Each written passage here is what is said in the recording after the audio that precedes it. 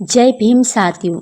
14 अगस्त 1931 वो तारीख थी जब डॉक्टर अंबेडकर पहली बार गांधी से मिले। पहले तो गांधी ने उन्हें इग्नोर किया और वह किसी और से बात करते रहे। फिर गांधी ने एकदम से डॉक्टर अंबेडकर की तरफ सवालों की झड़ी लगा दी। असल में गांधी महात्मा और राजनीतिक के अपने चोले में शिफ्ट करते रहते थे। कभी उनके अंदर का महात्मा गेम चेंज कर देता तो कभी उनके अंदर का पॉलिटिशियंस। कब कौन सा रूप बाहर आ जाए बताना मुश्किल था। जब 14 अगस्त 1931 को गांधी से उनकी मुलाकात हुई तो गांधी ने उनसे कहा, मैं अछूतों की तकलीफ़ों के बारे में तब से सोच रहा हूँ जब आप पैदा भी नहीं हुए थे। मुझे आश्चर्य है कि इसके बावजूद आप मुझे उनका हितैषी नहीं मानते। इस पर डॉक्टर बाबा साहेब आम्बेडकर ने गांधी को काफ़ी तीखा जवाब दिया। डॉक्टर आम्बेडकर ने कहा, अगर आप अछूतों की हितैषी होते तो आपने कांग्रेस का सदस्य होने के लिए खादी पहनने की शर्त की बजाय छुआछूत मिटाने को पहली शर्त बनाया होता। तो डॉक्टर आम्बेडकर ने आगे कहा कि किसी भी व्यक्ति को जिसने अपने घर में कम से कम एक अछूत व्यक्ति या महिला को नौकरी ना दी हो, लेकिन या उसने एक अछूत व्यक्ति के पालन पोषण का बीड़ा ना उठाया हो, या उसने कम से कम अपने सप्ताह में एक बार किसी अछूत व्यक्ति के साथ खाना खाया हो, उसे कांग्रेस का सदस्य बनने की अनुमति नहीं दी जानी चाहिए थी। आपने कभी भी किसी जिला कांग्रेस पार्टी के उस अध्यक्ष को पार्टी से निकाला जो मंदिरों में अछूतों के प्रवेशों का विरोध किया करते थे। और सेपरेट इलेक्टेड को लेकर भी डॉक्टर बाबा साहेब आम्बेडकर और महात्मा गांधी में क्लियर मतभेद हो गया। और उस वक्त गांधी देश की सबसे बड़ी शख्सियत थे और कोई भी उनसे जुबान दराजी नहीं कर सकता था। लेकिन डॉक्टर बाबा साहेब आम्बेडकर ने उनकी धज्जियां उड़ा दी। यहाँ पर यह जानना रोचक है कि गांधी को मालूम नहीं था कि डॉक्टर बाबा साहेब आम्बेडकर दलित है। उन्हें लगा था कि कोई ब्राह्मण ही है जो दलितों के हकों के लिए आवाज़ उठा रहा है। उसी रात डॉक्टर बाबा साहेब आम्बेडकर ने दलित औरतों को संबोधित किया और कहा कि 1.25 लोगों के प्रतिनिधिमंडल में 2 ही दलित हैं, लेकिन याद रखना कि हम आपके अधिकारों के लिए जमीन आसमान एक कर देंगे। दूसरा गोलमेज सम्मेलन 7 सितंबर 1931 को रखा गया था, जिसमें पहले गोलमेज सम्मेलन के बाद बनी रिपोर्ट्स की समीक्षा की जानी थी और प्रतिनिधित्व को लेकर चर्चा होनी थी। 15 सितंबर को गांधी ने सम्मेलन में कहा, कांग्रेस भारत के सबसे वर्ग को प्रतिनिधित्व करती है। कांग्रेस मुसलमान और दलित दोनों के लिए काम कर रही है। डॉक्टर बाबा साहेब आम्बेडकर ने यहाँ पर भी कड़ी स्पीच दी और कहा कि रजवाड़ों को विशेष प्रतिनिधित्व देना आज़ादी और प्रगति के खिलाफ है। ये पहली बार था जब इस तरीके के सामंतवाद पर प्रहार किया गया था, क्योंकि रजवाड़ों को उनके हिसाब से रहने देना जातिवाद को बनाए रखने जैसा था। डॉक्टर आम्बेडकर की स्पीच के बाद चारों ओर खलबली मच गई। अंदाजा लगाया गया कि जब की बात कहाँ तक जाने वाली है। अगले दिन बोलते हुए महात्मा गांधी ने कहा, इस गोलमेज में सम्मेलन में आए लोग हिंदुस्तान के लोगों द्वारा नहीं बल्कि ब्रिटिश सरकार द्वारा चुने गए हैं। गांधी ने अब बात और घुमाई। उन्होंने कहा कि मुझे ये समझ नहीं आया कि रिप्रेजेंटेशन के खिलाफ है। ये सम्मेलन दिसंबर तक चलता रहा और इसी दौरान डॉक्टर बाबा साहेब आम्बेडकर ने जिस उत्तेजना और सच्चाई को बयां किया, उससे लोगों के दिल कांप उठे। तब जब दलितों की वास्तविक स्थिति दुनिया के सामने आई तो लोगों के होश उड़ गए। महात्मा गांधी एक संत की तरह माने जाते थे। उनकी बातों को काटना कांग्रेस के वश में नहीं था। और लेकिन डॉक्टर बाबा साहेब आम्बेडकर न सिर्फ उनकी बातों को काटा बल्कि ये साबित भी कर दिया कि गांधी अछूतों के नेता नहीं हो सकते। जब दिसंबर के अंत में गांधी भारत वापस आए तो एक तरफ जहां दलितों ने उन्हें काले झंडे दिखाए, वहीं ऊंची जातियों ने डॉक्टर बाबा साहेब आम्बेडकर अंग्रेजों का एजेंट बताया।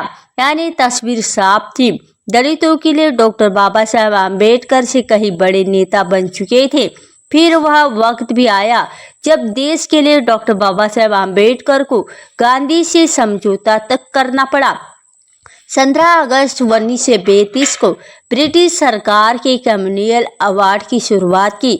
इस अवार्ड को मैकडॉल अवार्ड भी कहा जाता है क्योंकि इसी घोषणा ब्रिटिश प्राइम मिनिस्टर रैमोंड मैकडॉनल्ड ने की थी। इसमें दलितों के अलग निर्वाचन का स्वतंत्र राजनीतिक अधिकार मिल गया। इसके साथ ही दलितों को 2 वोट के साथ कई और अधिकार भी मिले। 2 वोट के अधिकार के मुताबिक देश के दलित 1 वोट से अपना प्रतिनिधि चुन सकते थे और दूसरे वोट से वह सामान्य वर्ग के किसी प्रतिनिधि को चुन सकते थे। लेकिन डॉक्टर बाबा साहेब आम्बेडकर का मानना था कि दलितों के 2 वोट का अधिकार उनकी प्रगति में बहुत बड़ा कदम साबित होगा। इसके साथ ही मैकडॉनल्ड अवार्ड में दलितों को शासन और प्रशासन के साथ साथ न्यायपालिका में बराबर की हिस्सेदारी देने की बात भी की थी। लेकिन महात्मा गांधी दलितों को दिए गए इन अधिकारों के विरोध में थे। उनका मानना था कि इसमें हिंदू समाज बढ़ जाएगा। ये ब्रेडर बना ही थी। महात्मा गांधी दलितों के उत्थान के लिए उनके पक्षधर तो थे ही, लेकिन वह दलितों के लिए अलग वाचन क्षेत्र और उनके 2 वोट के खिलाफ थे और अधिकार के विरोधी थे। महात्मा गांधी को लगता था कि इसके अछूत हिंदू धर्म से अलग और हो जाएंगे, जिसमें हिंदू समाज और हिंदू धर्म का पतन हो जाएगा। इसके विरोध में पहले ही महात्मा गांधी ने अंग्रेजी सरकार को कई पत्र लिखे, लेकिन उससे भी बात नहीं बनी तो महात्मा गांधी ने पुणे की येरवडा जेल में अनशरण शुरू कर दिया और यह महात्मा गांधी का सबसे आखिरी अस्त्र था। उन्होंने कहा कि वह अछूतों के अलग निर्वाचन के विरोध में अपनी जान दे देंगे। महात्मा गांधी इस कदम से भीमराव अंबेडकर दुखी थे। उधर अनशन की वजह से जब महात्मा गांधी की तबीयत लगातार बिगड़ने लगी तो चारों ओर इस पर लिखा जाने लगा कि डॉक्टर बाबा साहेब आम्बेडकर पर अछूतों के अधिकारों से समझौता कर लेने का दबाव पड़ने लगा और देश के कई हिस्सों में भीमराव अंबेडकर के पुतले तक जलाए गए। उनके खिलाफ विरोध प्रदर्शन भी हुए और इसके कारण डॉक्टर बाबा साहेब आम्बेडकर इसके साथ कई जगहों पर ऊंची जातियों के लोगों ने दलितों की बस्तियां तक जला डाली थी। फिर भी देश के बड़े नेताओं को समझ नहीं आया। अंत में देश और राष्ट्र का हवाला देकर डॉक्टर भीमराव अंबेडकर को कहा गया कि वह जाकर गांधी से मिले। भीमराव अंबेडकर और महात्मा गांधी से मिलने के लिए 24 सितंबर 1932 का शाम 5 बजे पुणे की येरवडा जेल पहुंचे। तब तक महात्मा गांधी की हालत काफी खराब हो चुकी थी। यहाँ महात्मा गांधी और डॉक्टर बाबा साहेब आम्बेडकर के बीच समझौता हुआ, जिसे पुणे पैक्ट कहा गया। भीमराव अंबेडकर ने बेमर्द पुणे पैक्ट के हस्ताक्षर किए। इस समझौते से दलितों के लिए अलग निर्वाचन और 2 वोट अधिकार खत्म हो गए। इसके बदले में अछूतों के लिए आरक्षित सीटों की संख्या प्रांतीय विधानमंडलों में 71 से बढ़कर 147 और केंद्रीय विधायिका में कुल सीटों का 98% कर दिया गया।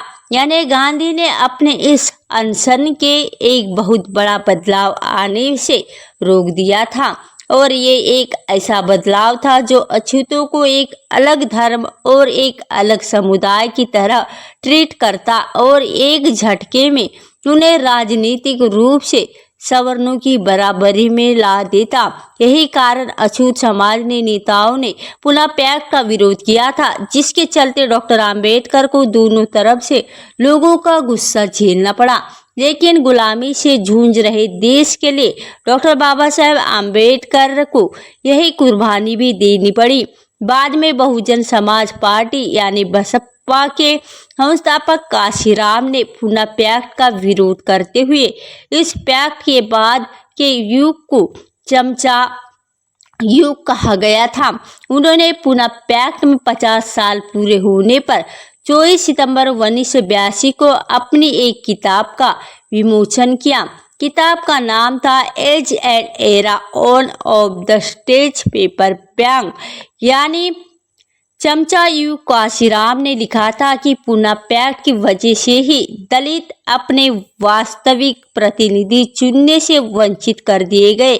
उन्हें हिंदुओं द्वारा नॉमिनेटेड करा गया और प्रतिनिधि को चुनने के लिए मजबूर किया गया। ये धुपे हुए प्रतिनिधि अपर कास्ट और उनके प्रतिनिधित्व करते हिंदुओं के चमचों के रूप में काम करने के लिए मजबूर हैं।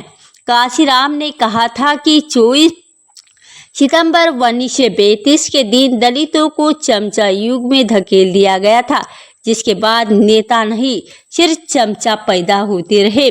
पुनः पैक्ट के बाद उच्च जातियों को शांति है कि गांधी ने छुआछूत और जातियों को मिटाने के लिए आमरण अनशन क्यों नहीं किया, क्योंकि वह खुद एक ब्राह्मणवाद के शिकार थे। आज के वीडियो में बस इतना ही। यदि आपको हमारे द्वारा बनाई गई वीडियो पसंद आया हो और आप चाहते हैं कि हम बाबा साहब के इस मिशन को आगे बढ़ाएं, इसके लिए आप हमें आर्थिक मदद भी कर सकते हैं। दिए गए QR कोड को स्कैन करके आप हमें आर्थिक मदद कर सकते हैं, जिसकी हमें इस समय बहुत ही आवश्यकता है। बाबा साहेब पर बनाए गए हमारा ये वीडियो कैसा लगा आप कमेंट सेक्शन में जरूर बताइए। दोस्तों, आज की वीडियो में बस इतना ही। इस चैनल पर मैं सिर्फ बाबा साहेब आम्बेडकर से छोटी बड़ी सभी जानकारी लेकर आती रहती हूँ। वीडियो अच्छा लगा तो वीडियो को लाइक कमेंट शेयर अवश्य करें।